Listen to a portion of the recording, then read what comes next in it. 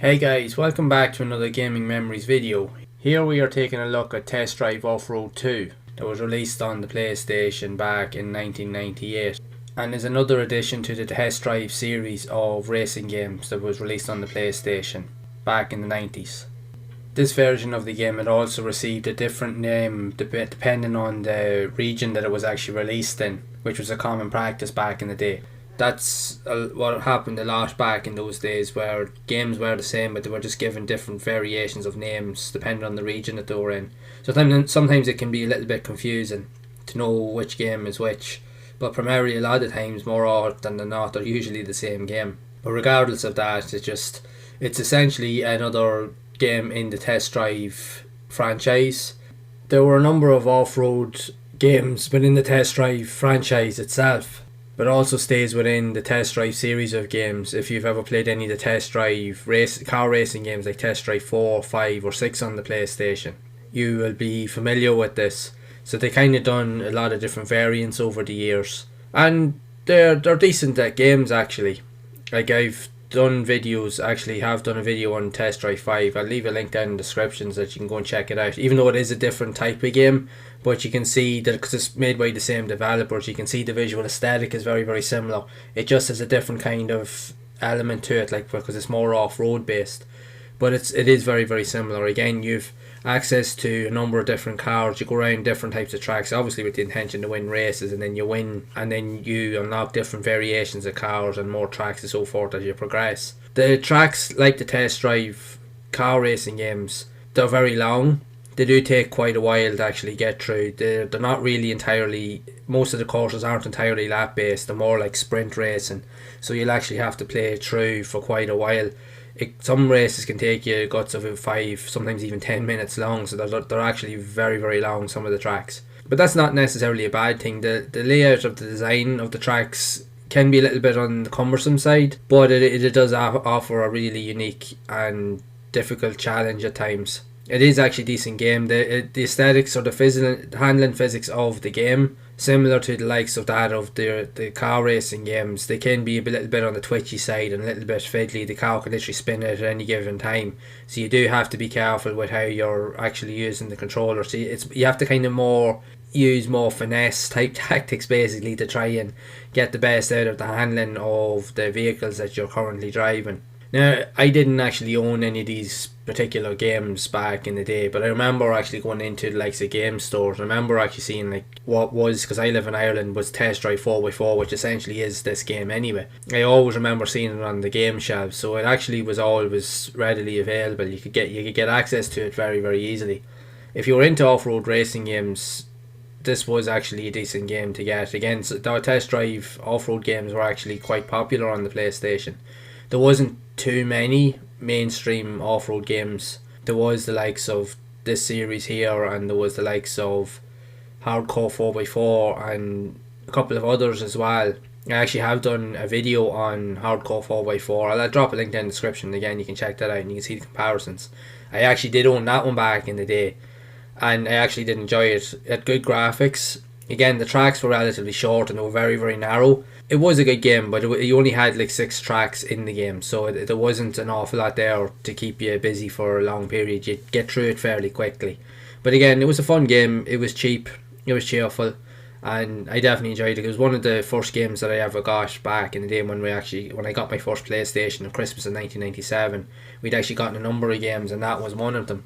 So it was actually a decent enough game to actually have back in the day. But moving back to this here, I haven't actually played this here. I like the visual aesthetic of it. Again, it's very, very similar to the likes of Test Drive 5 and other Test Drive type games. The graphics are very, very kind of similar in style. It definitely stands out. Again, the levels are quite long, which you have different type of environments through different types of terrain, which I think is pretty cool. So like here you're driving around and you're actually on a beach, and you can go like say through like mountains and even deserts and so forth. So each level offers its own unique challenges and elements to try and avoid and overcome as you're going through the races. The computer AI in this one here now, compared to some of the other games, sometimes it can be a little bit on the cheap side, but it's not nowhere near as bad from when I played this here compared to the previous, like the cow games, because the cow games can be very difficult. Even though I did enjoy them, you could be like leading the race for most of the race, and then all of a sudden out of nowhere a cow will just shoot past you, even though you could be like a good few seconds behind someone. It just gives them a boost for whatever reason. But I didn't really notice that as much in the CO game unless you genuinely made a mistake with they catch up with you.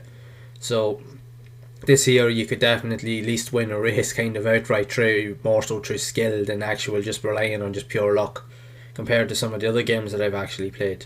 But it's actually a decent game. Again, the tracks are quite long, so it can probably get a little bit repetitive for some if you're not really into these type of games, because with the long tracks, it can leave people probably getting a little bit bored.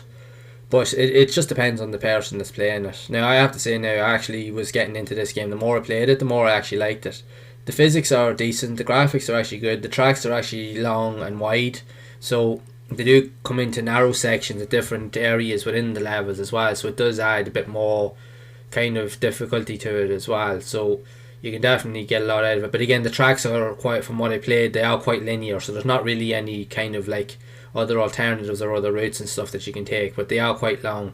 But as you can see here, you're going across different types of terrain, where you're going across like sand, mud, grass, and even you're going through rivers and stuff like that to try and get from one side of the area to the next, so that you can just proceed through the course to get to the finish line. So it definitely does offer its own unique challenges, and I have to say now, I actually enjoyed it. So you did have access to different types of vehicles, like you had like dune buggies, even had here like a Humvee or Hummer, and then you had like Land Rovers and other types of like Jeeps and off-road vehicles that you could use to race on the different types of levels that were available. And again, like they all offered their own unique challenges. As you can see here, I'm just driving on a Land Rover Discovery.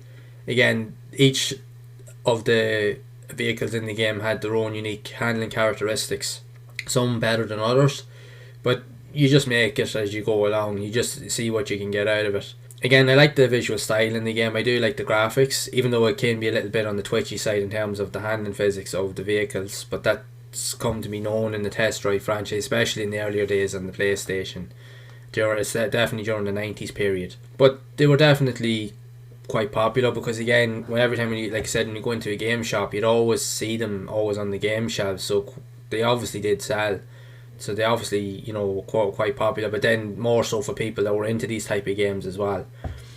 Now, there was definitely quite a few, not so many type of off-road like racing titles like this, where you're racing like jeeps or cars and so forth.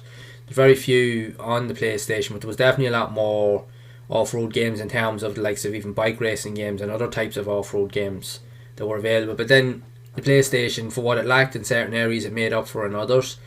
But there was definitely more than enough there to keep you actually entertained and busy for a long period. And if you did, and you were into these type of games, the PlayStation definitely had enough of these games here to be able to keep you entertained for quite a while. Again, there was like, I think there was 3 games in the Test Drive Off-Road franchise that were released on the PlayStation and even on the PC as well. So there was plenty there. There was Hardcore 4x4, there was Monster Trucks, or Thunder Truck Rally as it's known in America. And there was a couple of other titles as well that were released in different regions over the years on the PlayStation. So there's definitely a few there. And then if you go into context with the likes of the motocross games and even the likes of different types of games like the ATV racer games and so forth, there was quite a few of them as well. So there definitely is a lot of off-road style games. Something there to really kind of suit your own individual preferences and tastes. It's totally up to you, like how you've seen it. But I did enjoy this title. It is actually worthwhile playing if you're into off-road games and you like this style of game on the PlayStation 1. I do recommend that you actually go and check it out, especially even if you have played any of the other Test Drive games in the past. Definitely go and have a look at it for sure. So what are your thoughts on Test Drive Off-Road 2 for the PlayStation 1? Did you own it back in the day, and what are your experiences with it? Did you enjoy it? Make sure to share your thoughts down in the comments below. So if you have enjoyed this video, make sure to leave a like. Also be sure to subscribe to the channel and hit the bell icon to be updated whenever I release future content, and also make sure to share the video, as I will be re-exploring a lot of these old classic off-road style racing games in the future and sharing my thoughts and experiences with everyone. So as always, make sure to keep playing those classic games and enjoying them, and keep those gaming memories alive.